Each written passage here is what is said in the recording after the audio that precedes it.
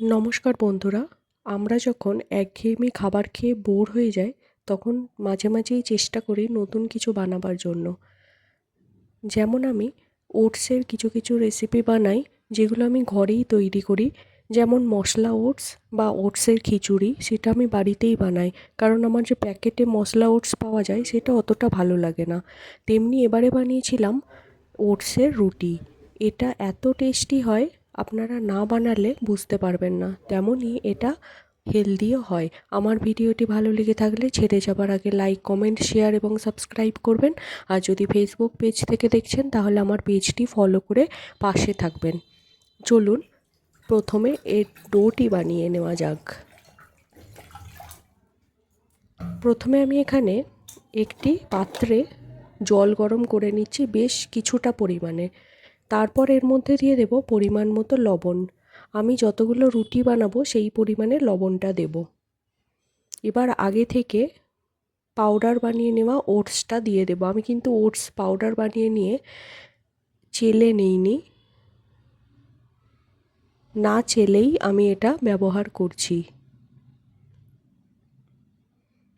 এবার এইটাকে ভালো করে মিশিয়ে কিছুক্ষণ ফুটিয়ে নেব। কিছুক্ষণ পরে আপনারা দেখতে পাবেন যে জলটা শুকিয়ে যাচ্ছে। এটা বেশ সুন্দর একটা মণ্ড তৈরি হয়ে গেছে। আমি কিন্তু এখানে কোনো রকম তেলের ব্যবহার করছি না, যেহেতু আমি এটা হেলদিভাবে বানাচ্ছি তার জন্য। তেল দিলে ব্যাপারটা একটু ইজি হয়ে যায়, কিন্তু আমি তেল ছাড়াই এটা বানিয়েছি। এবার আমি হাতের মধ্যে কিছুটা জল দিয়ে নিয়েছি। তারপর জল দিয়ে এটাকে গরম অবস্থাতেই হালকা করে একটু মেখে নেব, যাতে এটা একটু মসৃণ হয়ে যায়, বেলতে সুবিধে হবে। এটা কিন্তু প্রচণ্ড গরম আছে, তো আপনারা একটু ঠান্ডা হলেও করতে পারেন, অসুবিধে নেই। তো আমি এখানে জল দিয়ে এটা মেখে নিচ্ছিলাম। হাতে গরম লাগছিল বলে খুন্তির সাহায্যে একটু ওলট পালট করে নিলাম।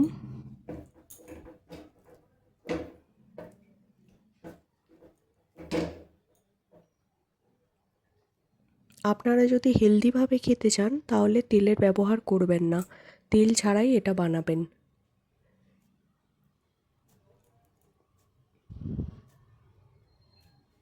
দেখুন আমি এইটা থেকে ছোট ছোট বল বানিয়ে নিচ্ছি, একটু স্টিকি হবে ব্যাপারটা। তো এবার আমি এটা থেকে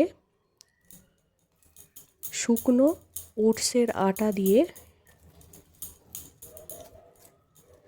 বেলে নেব। দেখুন এটা কত সুন্দর মসৃণ হয়ে গেছে। আমি এখানে জলের ব্যবহার করেছি, তেল দিইনি কিন্তু, আবার বারবার বলছি, যেহেতু এটা আমি হেলদিভাবে বানাচ্ছি তার জন্য। এখানে আমি বেলে নিয়েছি শুকনো ওটসের আটা দিয়ে। যেহেতু এটা ধারগুলো একটু ফাটা ফাটা হয়, তার জন্য আমি এটাকে একটা প্লেট দিয়ে সমান করে কেটে নেব। আর একভাবে আমি বানিয়েছি, যেটা আমি আলাদা করে আর কেটে দেখাইনি, কারণ যেহেতু বাড়িতেই খাওয়া হচ্ছে, কাউকে সার্ভ করা হচ্ছে না, তার জন্য যেমন খুশি হলেই হলো বেলাটা। সাইডগুলো একটু ফাটা ফাটা হয়, এছাড়া আর কিছু অসুবিধা হয় না। খুব পাতলা বেলারও দরকার পড়ে না, একটু মোটা হলেও অসুবিধে হয় না, কারণ এটা আমার আগে থেকেই সিদ্ধ করা আছে, তাই কাঁচা থাকার কোনো ভয় থাকে না।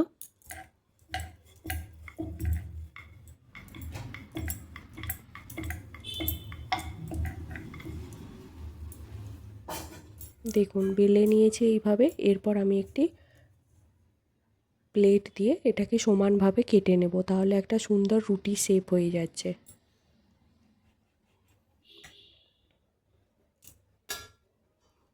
এক্সট্রা যে আটাটা, এটা আমি পরের রুটিতে ব্যবহার করে নেব, তাহলেই হবে।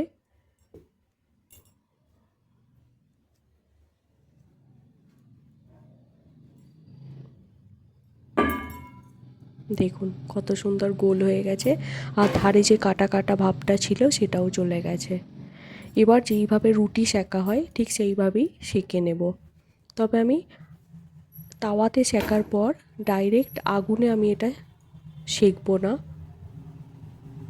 তাওয়ার মধ্যেই পুরোটা সেঁকতে হবে।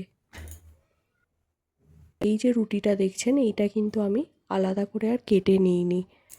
এটা আমি এমনি প্লেন বেলে নিয়ে সেঁকে নিচ্ছি। এই রুটিটা যেমন পছন্দ মতো তরকারির সাথে সার্ভ করা যায়, তেমনি খেজুরের যে লিকুইড গুড় পাওয়া যায় তার সাথেও এটা অসাধারণ খেতে লাগে। যদি কোনো সুগারের সমস্যা না থেকে থাকে আপনারা সেটা দিয়েও ট্রাই করতে পারেন। ওয়েট লস করার জন্য এই রেসিপিটা কিন্তু খুব একটা ভালো খাবার, আপনারা অবশ্যই ট্রাই করবেন। ভিডিওটি দেখার জন্য অসংখ্য ধন্যবাদ।